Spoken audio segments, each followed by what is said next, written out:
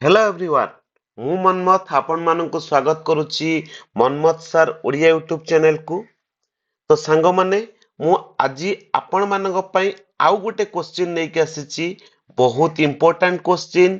देखंतु एई टाइप रो जदी क्वेश्चन आपण मानकु आसीथिबो एई जो स्क्वायर रूट देइकरी एमानक भितरु पचारिथिबो को गोटा होची सबुठारो लार्जेस्ट वैल्यू कोटा होची सबुठारो बड़ संख्या।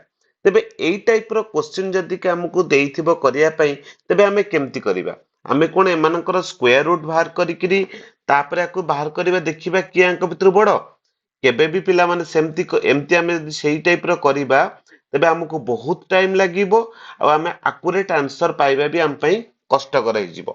तेणु मु तम मानकु गोटे बहुत सुंदर ट्रिक्स कहबी तो सेही ट्रिक्स को हमें अप्लाई करिबा आ अंक भितरु किए बड़ सांगे सांगे हमें बाहर कर दे परिबा।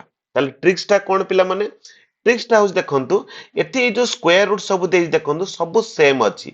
एठी 8 + 5 कोन 13 7 + 6 13 अछि 10 + 3 13 अछि 11 + 2 13 अछि सब 13 अछि। ताले एई टाइप रो क्वेश्चन जदी थिबो तबे कोन करबे आपण माने कोन करिवे 8 रे 5 को मल्टीप्लाई कर देबे केते हला 40 7 रे 6 को मल्टीप्लाई कर देबे केतला 42 10 रे 3 को मल्टीप्लाई कर देबे केतला 30 11 रे 2 को मल्टीप्लाई कर देबे केतला 22।